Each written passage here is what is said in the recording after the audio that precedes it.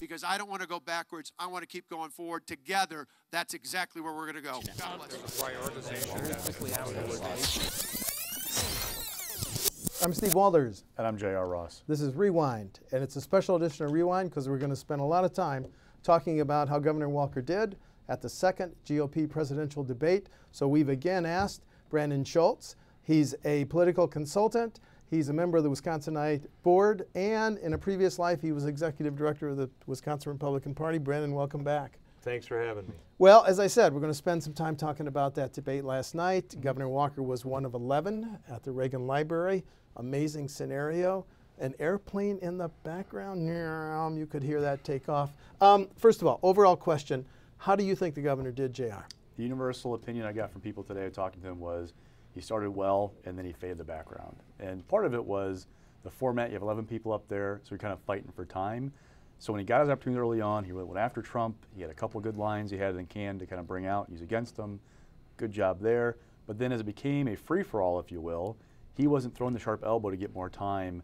He did interject a few different times on other things, but he wasn't as forceful as he could have been. Now, it could be the Midwestern nice kind of thing, or it's not his personality, but you had others like Donald Trump, Jeb Bush, Carly Fiorina, who more dominated the conversation, and Walker got overshadowed because of that, and you saw that his trajectory kind of go up and then peter back out by the time it was done. Brandon, last time I were here, you were here, you said you were a homer, and yeah, pulling for Governor Walker, but how did he do last night, second debate? You know, I think he did much better because in that first debate, the strategy was do no harm, just hang back. In this debate, I thought he was much more on message. He wanted to get some of those points out. I agree with JR that it was tough after the first half because he was part of the 11 who kept screaming, Jake, Jake, Jake, Jake, call on me, call on me, call. And that really is a debate format that really doesn't cater to somebody, most of those people on stage who needed to get some specific message points out. So what the governor had to work with, I think he did a good job. Did he get what he needed to get? He didn't get as much time as he had to get. It was interesting. He got, I think, 3 questions for the entire 3-hour debate. He did. Now, his people are not happy about that today, but if you look at his state in the polls right now, I mean, that might be a proportion to where you're at, number-wise. He's in 10th place, so maybe that's part of it. But one thing that was interesting, too, and some people pointed out to me, was a couple times he got a question like on minimum wage, and he turned it into, rather than a minimum wage answer, into a kitchen sink answer of, I have to hit my repeal of Obamacare, X, Y, and Z before my time is up, and they cut me off. So he kind of blurted it all out right in one shot, and so it wasn't the best answer in that way too, which didn't help his kind of like the response you saw to him a little bit as well. But Brandon, he had to do so much better because of the slide in the polls in the last 3 months, didn't he? I think every candidate up there had to do better with the exception of Trump, and that's a separate sideshow. So yeah, they all had to hit a point. Fiorina is in there for the first time. She has to hit a home run. Kasich has to hit home runs. Rubio has to maintain where the rest of them have to stay in the game. And again, in that format, it's so difficult to do it. So the other thing was, and you're talking about Walker and the minimum wage comment or question, you know, in the debate, he did what he did, as most other candidates do. They give you 10 seconds on your question, and then they want to get the rest of the message. But Tapper took the time to, you know, accost Walker of saying, well, you didn't answer the question, so let me go to you, whoever he went to. And we're going to be showing that answer. Based on the governor's performance, are his supporters, his contributors going to continue to write those 6-figure checks, Brandon? I think they will. I think, you know, this is the point where everybody starts to look a little bit of a panic. And remember when the caucus is. Remember when February New Hampshire, 1, and Iowa. remember when New Hampshire comes. Followed by New Hampshire and then South Carolina. So look at the candidates prior to all of what's going on now. How much money did they raise before? What did they bank? How many people did they put on the ground? What kind of infrastructure did they build in front when they had the momentum? Is that enough to sustain where they're going to go? If you go way, way, way, way back to George Bush 1, remember what happened? Okay in Iowa, tanked in North New Hampshire. But where was the firewall? South Carolina. It was Lee Atwater's strategy to have that firewall built in South Carolina so he could sustain and keep going. I think Walker has some similar strategy. They're not putting a dime in New Hampshire. They're letting it go. They're going to put most of their marbles now in Iowa and then take it to South Carolina. And if you remember, Rick Wiley said a long time ago, We just want to punch our ticket to keep going to the next one. And I still think that's where they're pushing. Okay, let's take a look at actual 4 clips from the debate. And we did it in the chronological order. So the first one is 15 minutes into the debate, excuse me, the governor engages Donald Trump. Let's listen to that. And Mr. Trump, we don't need an apprentice in the White House. We don't need an apprentice in the White House. We have one right now. He told us all the things we wanted to hear back in 2008. We don't know who you are or where you're going. We need someone who can actually get the job done. In Wisconsin, you're losing $2.2 billion right now. You're using I the would talking, do so much better than that. You want to talk about balanced budgets? You took 4 major projects into bankruptcy over and over and over again. You can't take America into bankruptcy. That's what's wrong with the politicians in Washington right now. They think we can take a country into bankruptcy. I never went bankrupt, by the way, as you know, everybody knows. But when the folks of Iowa found out the true facts of the job that you've done in Wisconsin, all of a sudden you tubed. He was #1, now he's number 6 or 7 in the polls. So look, we brought it out. You were supposed to make $1 billion in the state. You lost 2.2. You have right now a huge budget deficit. That's not a Democratic point. That's a point. That's a fact. And when the people of Iowa found that out, I went to #1 and you went down the tubes. Just because he says it doesn't make it true. The facts are the facts. We bounced a $3.6 billion budget deficit. We did it by cutting taxes $4.7 billion to help working families, family farmers, small business owners, and senior citizens. And it's about time people in America stand up and take note of this. If you want someone who can actually take on the special interest of Washington, which you yourself just said you were part of, using the system, we need somebody who's going to stand up and fight for average Americans to put them back in charge of the government. I'm the one who's taking that on. I'll do that as your next president. Let's move on. 2 questions. Was it wise for Governor Walker to interject himself, go at Trump at 15 minutes into the debate, and did Governor Walker win that exchange? Brandon? I think he did win, and I think he had to do it early. He couldn't wait till the end. You got to be one of the first people. If you're gonna do something to Trump, you got to do it right away. And the engagement there was pretty good. I mean, it's also tough to go after somebody who's got earplugs in and doesn't care what you say, and also doesn't, you know, is fast and footloose with the facts that Trump uses after. So he's an insulting man. He's all about, you know, putting somebody down. But I think Walker did a good job in the front end. He did what he had to do. JR, does anybody care that Trump's number on the budget deficit was wrong? His supporters, look, we watched the first debate and thought, okay, this guy really made mistakes. His numbers went up. So I don't know what to interpret what's going to happen after this debate, what his numbers will do, but it's a pattern with him where he kind of throws things out there. And, you know, Walker is right. You can't use your own, or you can't make up facts, if you will. But for Donald, it's not about being right on the numbers. It's the show, it's the presentation, if you will. I'm very successful. You know, I do better than you would, kind of thing. So that's part of his shtick, it seems like. Okay, now let's take a look at the issue. The question was minimum wage, and the governor, as you guys alluded to earlier, talked about the skills and education. So let's listen to that segment. I want to now turn to Hugh. I want to turn to Hugh. That issue, because you said I did answer, and I did. I said, to me, I think the real focus shouldn't be, you know, Hillary Clinton talks about the minimum wage. That's her answer to grow the economy. The answer is to get people the skills and the education so they make far more than minimum wage. I don't want to argue about how low things are going to be. I want to talk about how do we lift everyone up in America. That's what Reagan talked about. It wasn't how bad things were. It was how to make it better for everyone. That's what we've done in Wisconsin. That's exactly what we do. Let me bring in.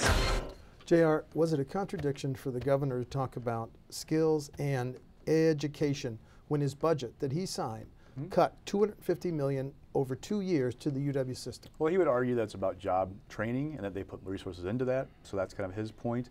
But if you listen to that whole exchange, it becomes the checklist of like things he wants to drop. He mentioned Ronald Reagan, you know, job training, education. So it became very much a kitchen sink answer for him there to cover all these things because, okay, I'm losing time. I got to get something in there right now to get my marker down, if you will. Was he effective in that answer, Brandon? I think he was, because you could get on into the nuances of budget cuts and why were certain things cut or why were other programs. That's not part of this debate. Right. This debate is about where he's going to come from, that people can understand this is what's important to him: education, training, growing jobs, those things. The nuances of what happened in the budget, it's not for this debate. Okay. Maybe later on, but not at this point. Okay, the third segment that I highlighted and want to play is what I'm going to call the governor wearing his commander-in-chief hat. And what intrigues me here is the governor spoke here with passion. He looked right into the camera. And here is a governor who did not serve in the military, but he has 2 draft-age sons. And that's what I kind of picked up in the last part of this answer. So this is what I'm calling his commander-in-chief answer. Barack Obama's administration has put political restrictions on the military personnel already in Iraq. We need to lift those, and then we need to listen to our military experts, not the political forces in the White House, but our military experts about how many more we send in. And we certainly shouldn't have a commander-in-chief who sends a message to our adversaries as to how far we're going to go and how far we're willing to fight. So I'm not putting a troop number on. What I'm saying is lift the political restrictions. When you do that, you empower our military personnel already there to work with the Kurd and the Sunni allies to reclaim the territory taken by ISIS, and to do so in a way that allows that ISIS doesn't go back into Syria, as we were just talking about here. That is the fundamental problem going forward. We have a president, and Hillary Clinton, who was a part of this, by the way, who has made political decisions for our men and women in uniform. I want the men and women at home to know, if I am commander-in-chief, I will only send you into harm's way when our national security is at risk. And if we do, you know you'll have our full support, the support of the American people, and you'll have a clear path for victory. Thank you. The governor had been criticized earlier in the campaign for not knowing enough about some of these foreign affairs issues and military. Now, am I wrong in saying that was a pretty clear statement? Was that his best statement yet on these issues? I think from a leadership standpoint in making sure our military is strong and our country is safe, that was as clear-cut of a commitment and a leadership commitment on his part than maybe what he's done before. I haven't seen every speech he's given, but you know, that was about as solid as it could get. You agree, Jan? Well, the issue, if you talk to Governor Walker's campaign people, they'll tell you that he is really boned up on foreign policy, that he really dug into it, and he enjoys the study, if you will. The issue with that answer was the closing line was quite good, you know, looking at the camera. But if you listen to the first part of the answer, it's all platitudes. There's no like depth, if you will, to show that, look, I'm a governor who has a deep understanding of what's going on here. You could have easily crafted that a little bit differently to kind of dive into a couple of details. That I think is a little more effective. It's just kind of a little too general, if you will. Closing line was great, but the first part, give me some more depth, some more meat to show you've got that knowledge, because he is fighting the perception of, well, you're a governor, what do you know about foreign policy? Okay, before we listen to the fourth segment, which is his closing, I'm going to ask this. He went, by my count, 36 minutes for not being part of that debate. And the issue of immigration, he didn't play on. Now, is that a problem that he didn't interject himself? Because, as you said, Carly was Jake, and others were saying, is it a problem to go 36 minutes in a major debate like this without speaking? I don't think you append it to Walker as his fault. I mean, you look at the format of that debate, and if you go back in that 36 minutes, how many split frames of there was Trump and somebody else? Every time one candidate mentioned another candidate's name, they gave them time to respond. So there wasn't a way that Walker couldn't get into it other than screaming Jake, Jake, Jake, Jake too. And if nobody mentioned his name, CNN wasn't going to let him into the debate. So the format was against him and others that had big gaps when they couldn't get in. I mean, you know, most of the time you didn't know Chris Christie was there because the camera never got that far off the end of the stage. So I don't know that you say Walker messed up by not getting in 36 minutes. That's a hard thing to break into, because that debate was just all over the place. It went from this side to this side. What about me?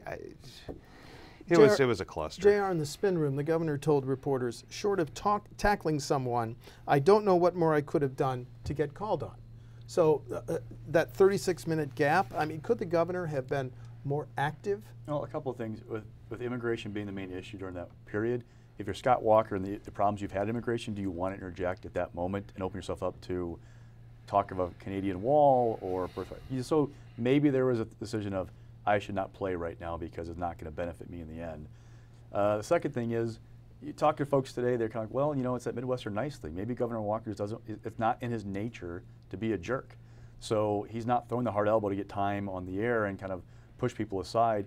He wasn't as aggressive. If you heard people yelling Jake, I would have heard Carly Fiorina's more often, Ted Cruz more often. He was doing it, but he wasn't nearly as aggressive, and maybe it's just not in his nature. He's kind of getting out of his comfort zone to do that. And if you think about it too, his career in Wisconsin, he's always had, I think, just one person on stage with him. I can't remember a time when Governor Walker's had 3 even 3 people to work with in a debate, right? And there was one more in this debate than the last one. Go ahead, I interrupted you. It's a different dynamic. If you look at his past debates, he's always been in a position of strength in Wisconsin. He's had the lead, he's had more money, he's had a good wind at his back. At every debate he's had, he's pretty much been in a position of, okay, you attack me, I'm going to block your point and pivot to what I want to say. This is a different environment for him where he has to kind of like be aggressive and go after and try and come back from the back of the pack and go after a Donald Trump or something like that and say, hey, it's my turn to kind of be the fighter kind of. It's just a different dynamic for him. Did you see a Governor, Brandon, that is not comfortable in this type of format, elbows out with 10 other candidates? No, I don't think he was uncomfortable in this format. It might be a little bit different than what he's been used to. He might be a little bit of the nice guy thing. I don't think it's up to him. This was a terrible debate format. And to elbow your way in and to slugfest your way in to get your 45 seconds worth, are you really going to step? Will that really elevate you in this debate of some of the things that you need? So, I have a hard time saying, boy, Walker really didn't do well for 34 minutes. I mean, what can the guy do short of tackling somebody or pushing the podium over or stepping out from behind the podium?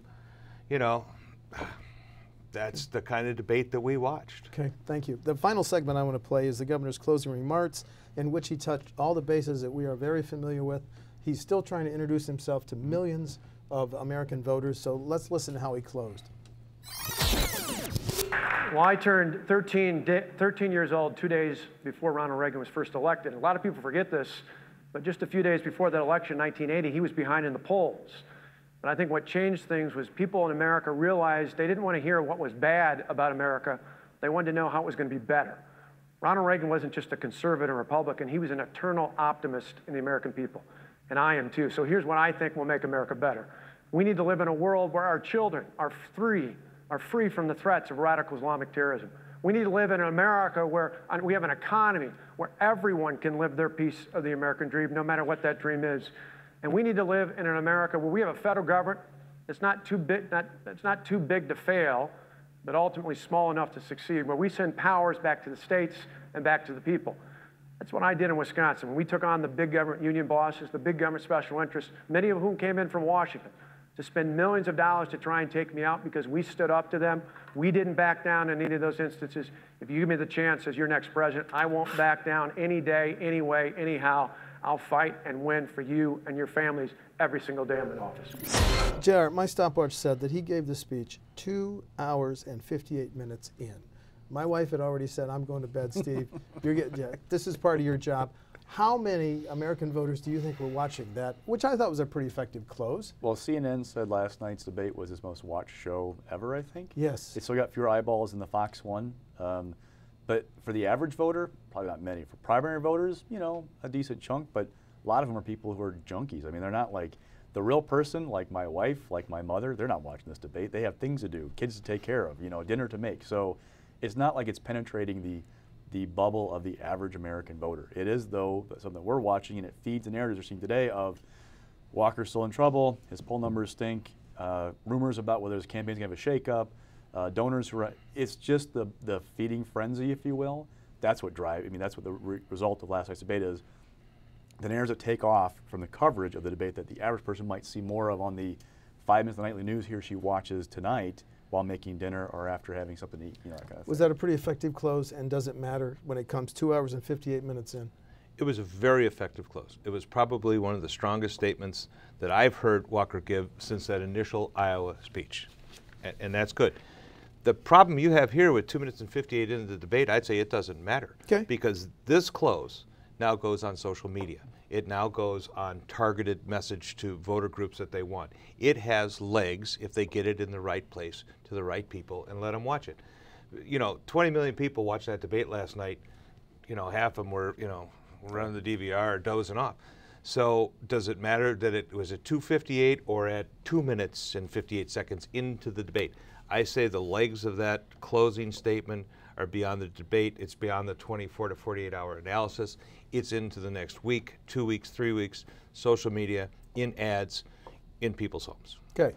Now, you have prep candidates, Brandon. So when the governor walks off stage here, if you were prepping him and still working for the campaign, and you're not, and I understand that, what would you have said to the governor? What would I have told him to do? Yeah.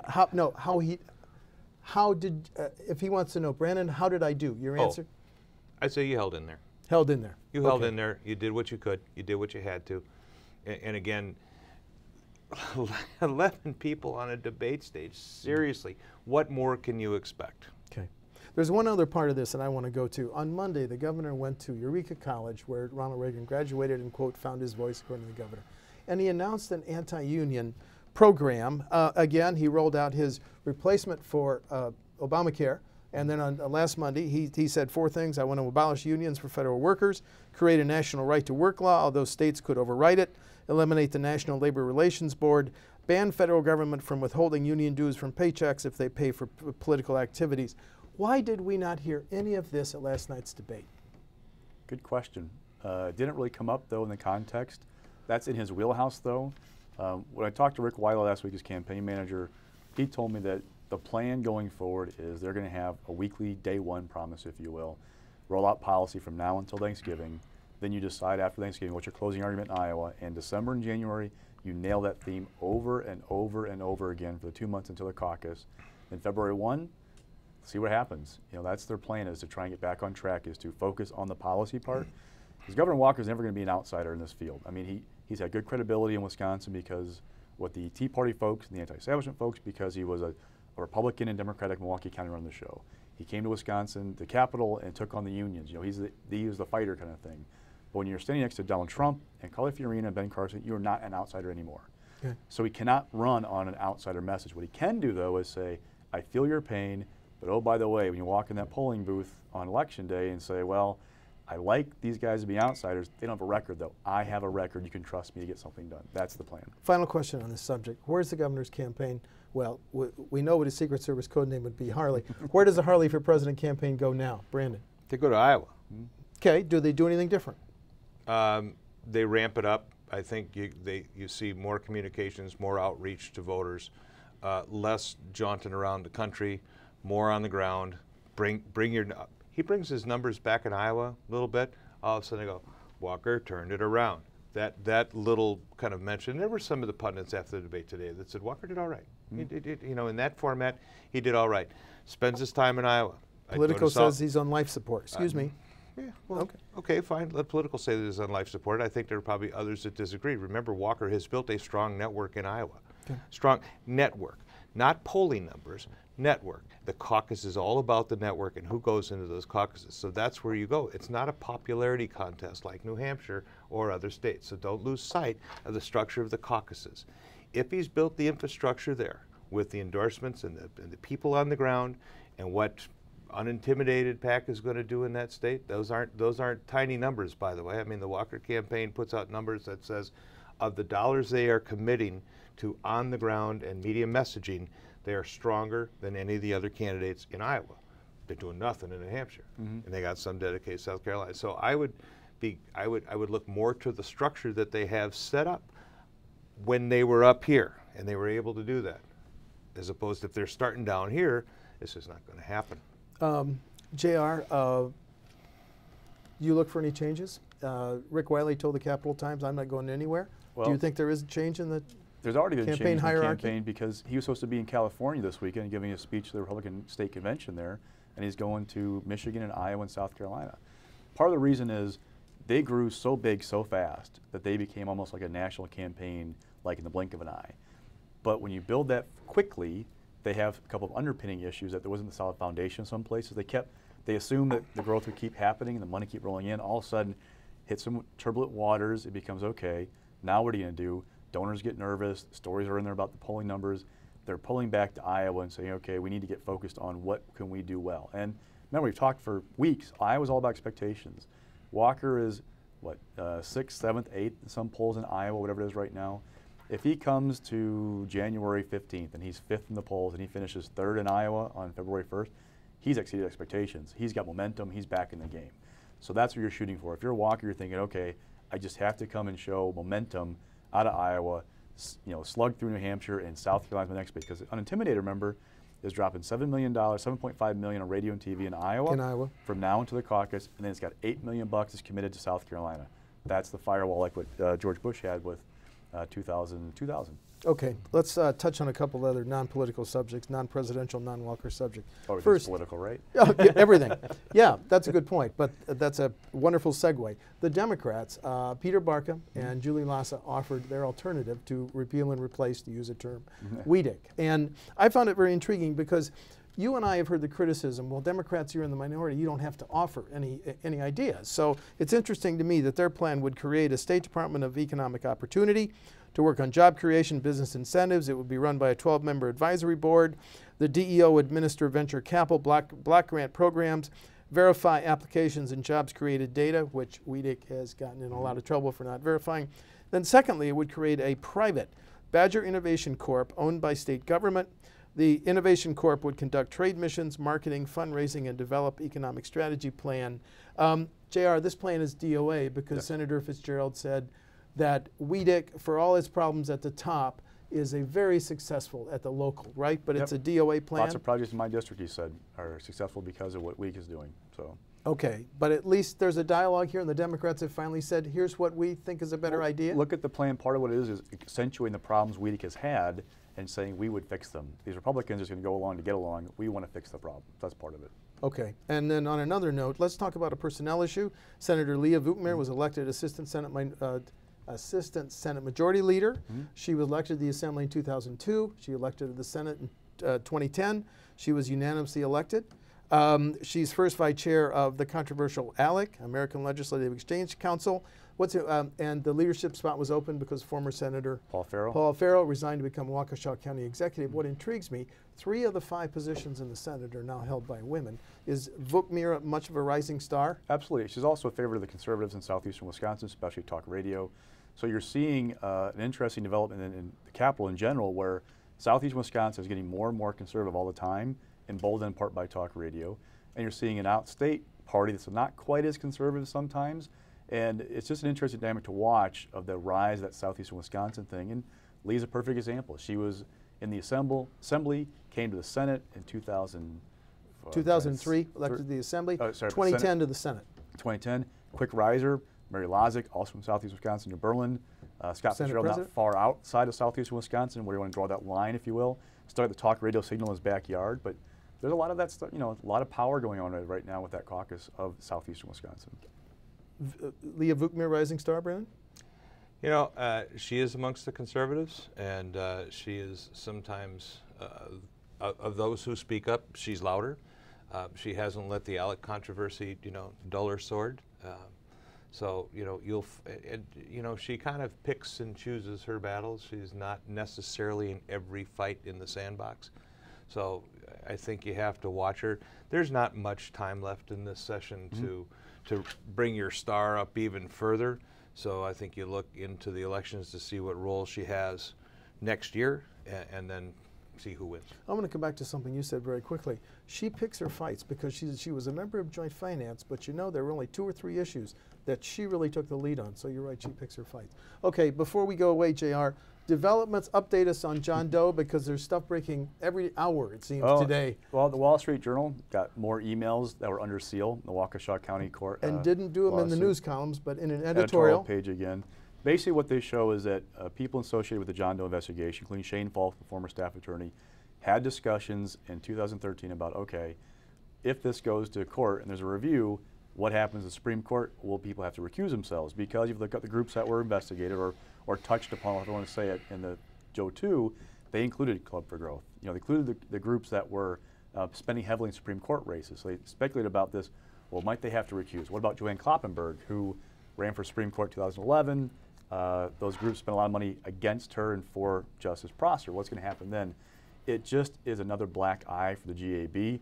Now, this week, Scott Fitzgerald said, hey, we're working on a bill still that he wants to do 2 different, like the elections and ethics board like they used to be. Go back to that pre-2007 model. But what do you say? Agreement's too strong of a word. We're having talks back and forth. Right. They're having issues figuring out, well, who's going to be on these boards? They talk about county clerks. Might they be involved? Might judges be involved? Might there be partisan appointment? They're still talking about what this board's going to look like. Let me talk about this for now. I think Dean Knudsen from Hudson talked about his plan. He's going to have a bill any day now back in December of last year. They still haven't got a bill that's introduced. Now they've got drafts going, they're working on stuff, but because they can't quite get on board of both houses, what's it going to look like? And oh, by the way, in the Senate, there are a lot of people who voted for a GAB just 8 years ago, whatever it was, that this is what they want to do. Now you're going to say, well, a do-over, if you will. They got to get something right before they take it to the full caucuses. Meanwhile, there's a line of pretty important people, pretty important Republicans in the Capitol that say Kevin Kennedy should resign. Today, Alberta Darling. Again, she and John Nygren, both co-chairs of Joint Finance, did this a couple months ago, saying he's got to go. Robin Voss said it last fall, one of our luncheons in October, that he needs to go. With his latest Wall Street Journal story, Alberta says again he needs to resign, and Kennedy. So look, these emails show that if you look at the Capron decision, which is a U.S. Supreme Court decision about when a judge must recuse him or herself out of West Virginia from a case, you have to be cognizant of that and have to prepare for that possibility. It's just smart, and it touched both sides of the spectrum, he pointed out. Then with the Darling saying you need to resign, talked about all the things that they've done, how they've been open, and oh, by the way, these unfounded attacks on my character, talking about that. He's striking a little more of a defiant tone, if you will, the last few months, and like last fall, a little more conciliatory now, and saying, hey, we're doing our job, kind of thing. So, just amazing. That Capitol never stops. Brandon, thanks very much for coming back. Thank How do you like that pundit hat? Does it fit? Every once in a while it slips, but I try and keep it going straight. Remember, Great. we have 6 more debates going. That's right. I'm Steve Walders. And I'm J.R. Ross. And that's Rewind for this week.